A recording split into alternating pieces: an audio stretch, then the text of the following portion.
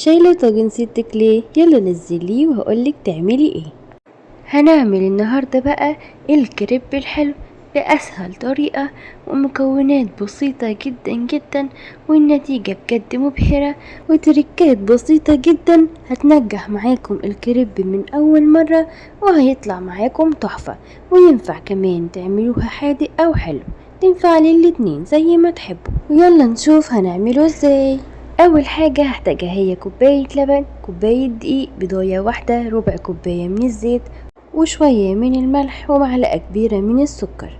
اول حاجة هنزل بالبيضة كده في البولة، وهضيف عليها السكر، واديها كده تقليبة سريعة لحد ما البيض يدوب معانا بالشكل ده. وبعدين هنزل بربع كوباية الزيت، وهكمل ضرب بنفس الطريقة.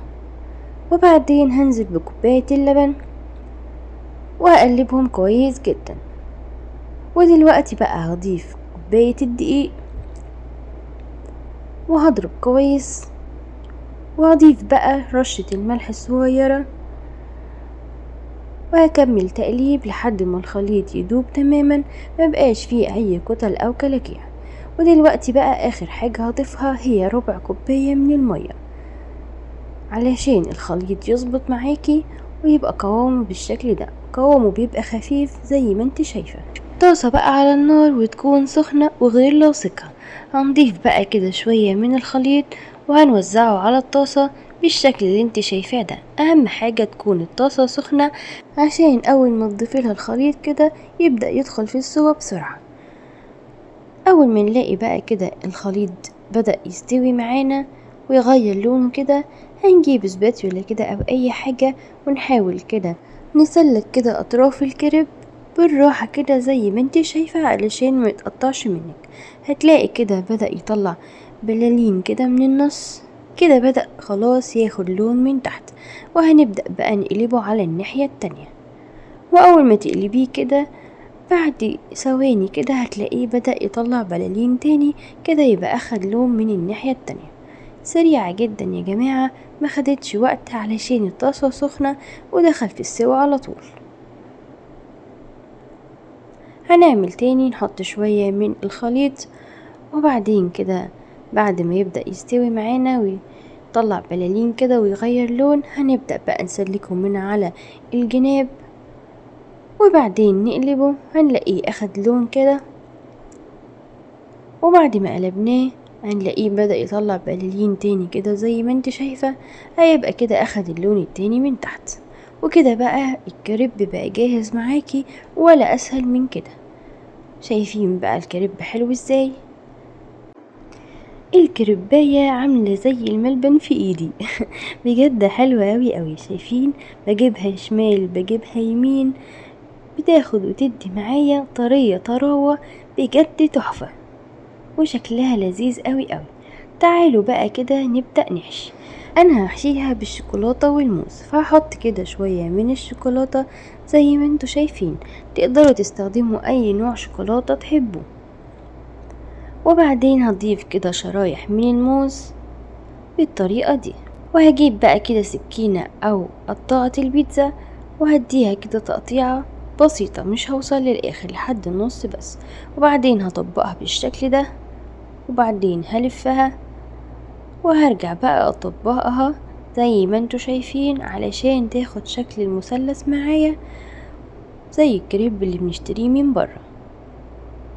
شايفين بقى شكلها حلو ازاي؟ هنعمل واحدة تاني، هنحط شوكولاتة كده على ربع الكريباية، مش على الكريباية كلها. وبعدين هنحط الموز، وبالسكينة هنقطع كده قطعة صغيرة، وبعدين هنطبقها كده ونرجع نلفها. هنا كانت الفتحة صغيرة شوية فوسعتها، وبعدين طبقتها كده، وهرجع احط عليها الجزء الرابع عشان تديني الشكل اللي انتوا شايفينه ده. شكلها حلو قوي قوي. وهنا بقى كنا خلصنا. شكلها بصراحة لذيذ جدا. شفتوا بقى يا جماعة الكريب طلع سهل ازاي؟ بجد هتجربوه هيعجبكم جدا وهينجح معاكم. زي انتهى كده بصوص شوكولاتة وكمان صوص كراميل، زي ما انتوا شايفين وشوكولاتة بيضة. تقدروا تضيفوا اي حاجة تحبوها، وكمان تقدروا تستخدموا الكريب دوت في الحشوات الحادقة، يعني ممكن تستخدموها كمان في الشاورما، هتبقى لذيذة قوي. بعد ما تلفوها وتحشوها بالشاورما تقدروا تحطوها كده على الجريل تاخد لون وتقرمش معاكم، هتبقى لذيذة قوي. شايفين بقى الكريب حلو ازاي؟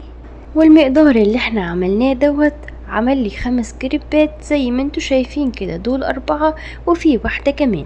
طبعا لو عايزين عدد اكبر تقدروا تضاعفوا المقدار، هيديكوا تقريبا 10 كريبات او على حسب حجم الطاسة اللي انت بتعملي فيها. شايفين بقى المكونات بسيطة ازاي؟